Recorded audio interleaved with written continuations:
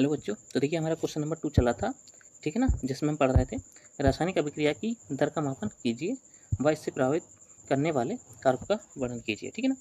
तो इसमें हमने ये सारा पोर्शन पढ़ लिया था जितना भी है, ठीक है ना। डेफिनेशन देख ली थी कि रासायनिक अभिक्रिया क्या होती है और उसकी दर का कैसे मापन करते हैं, ठीक है ना। एक एग्जाम्पल लिया था, इसके अकॉर्डिंग हमने देखा था कि अभिक्रिया की दर हम कैसे डिफाइन करते हैं, ठीक है ना। रेट ऑफ रिएक्शन में बताया था कि रिएक्टेंट की जितनी भी रेट निकलेगी, ठीक है ना, उतनी उसके प्रोडक्ट की भी स्पीड होगी, रेट होगी, ठीक है ना, इस प्रकार से। और लास्ट में हमने पढ़ा था लेक्चर में कि रासायनिक बलगतिकी में अभिक्रियाओं की दर को प्रायः 2 प्रकार से मापा जाता है। कौन कौन सी?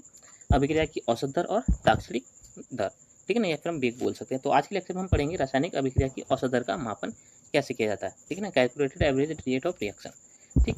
नेक्स्ट जो इसके बाद लेक्चर होगा उसमें हम पढ़ेंगे तात्क्षणिक वेग दर का मापन, ठीक है ना। तो यहाँ पे हम अपना लेक्चर स्टार्ट करते हैं यहाँ से, ठीक है ना। तो देखिए यहाँ पे कह रहा है कि रासायनिक अभिक्रिया की औसत दर का या फिर हम वेग का मापन किस प्रकार से करें, ठीक। तो यहाँ पे कह रहा है परिभाषा में, पहले में डेफिनेशन में बोल रहा है किसी निश्चित समय अंतराल में प्रति इकाई समय में किसी भी क्रियाकारी पदार्थ या किसी भी बनने वाले उत्पाद के सांद्रण में होने वाले परिवर्तन की दर को अभिक्रिया की औसत दर के द्वारा ज्ञात किया जाता है, ठीक है ना।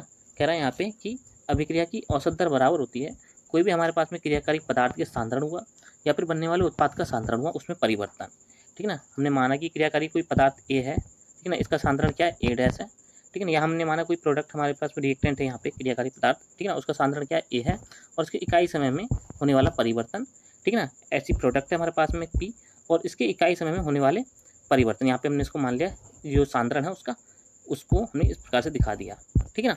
तो उसकी जो सांद्रण है उसमें परिवर्तन कितना हो रहा है इकाई समय में, उसी को हम किसके द्वारा दिखाते हैं, अभिक्रिया की औसत दर के द्वारा दिखाते हैं।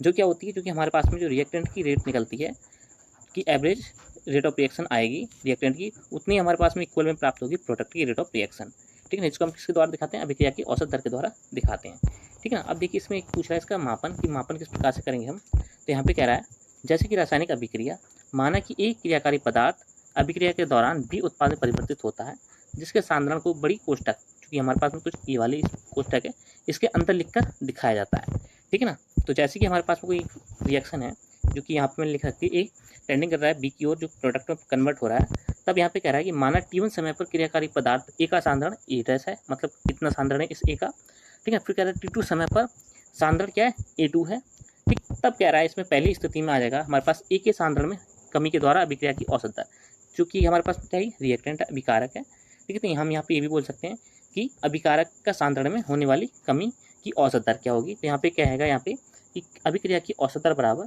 क्रियाकारी पदार्थ के सांद्रण में परिवर्तन बटा अभिक्रिया में लगा कुल समय अंतराल, ठीक है ना। ये आपस में पोर्शन में इस प्रकार से, ठीक है ना, यहाँ पे बड़ी लाइन, ठीक।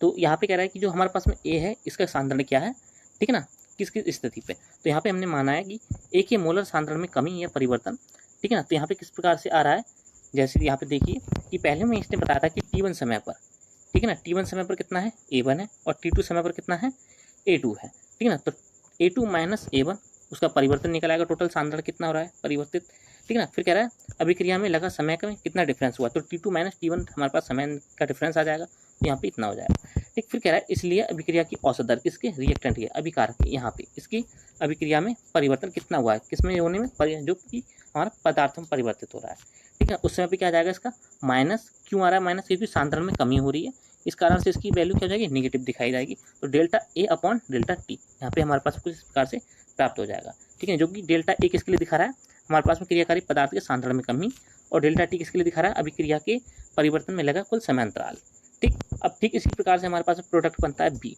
ठीक है। तो इसकी बात करें हम यहाँ पे, ठीक है, तो यहाँ पे कह रहे हैं बी के सांद्रण में वृद्धि के द्वारा अभिक्रिया की औसत दर, ठीक है। तो यहाँ पे जैसे कह रहा था कि T1 समय पर हमारे पास क्या होगा, B1 क्या रहेगा, उसका मोलर सांद्रण रहेगा, और T2 समय पर उसका क्या रहेगा, B2 मोलर सांद्रण रहेगा।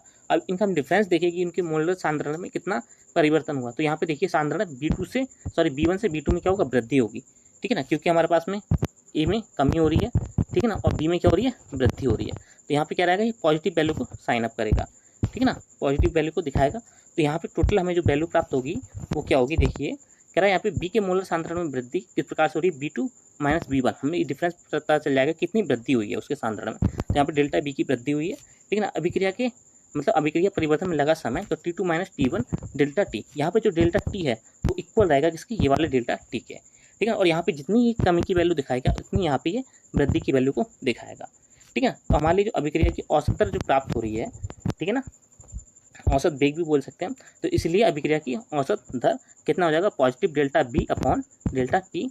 यहाँ पे जो ब्रैकेट में दिखा रहा है सांद्रण में वृद्धि के लिए दिखा रहा है, यहाँ पे जो पॉजिटिव का साइन है, ठीक है। तो इस प्रकार सांद्रण ए में होने वाली कमी की दर तथा बी के सांद्रण में होने वाली वृद्धि की दर एक समान होती है, इसलिए अभिक्रिया की औसत दर क्या रहेगी, जो ओवरऑल रिएक्शन की रेट ऑफ रिएक्शन है इसकी हमारे पास यहाँ पे ए टेंडिंग टू बी में हमारे पास जो मतलब प्रोडक्ट बनना है ए से बी में, ठीक है। तो इस रिएक्शन की ओवरऑल रेट ऑफ रिएक्शन क्या रहेगी हमारे पास में, ये minus delta a upon delta t, ठीक है ना, plus delta b upon delta t. तो ये हमारे पास क्या रहेगी, ओवरऑल रेट ऑफ रिएक्शन रहेगी इसकी ए टेंडिंग टू बी, जो कि हमारे पास में क्या प्रोडक्ट बनना है ए से बी में, ठीक है। अब यहाँ पे आगे कह रहा है कि यहाँ पे कह रहा है कि सी, जो हमारे पास सी पॉइंट है, ठीक है ना, कह रहा है स्टाइक्योमेट्रिक कोफिशिएंट के आधार पर, ठीक है ना, स्टाइक्योमेट्रिक जो नियतांक होता है उसके आधार पर अभिक्रिया की औसत दर दो प्रकार से निकाली जाती है, ठीक है ना।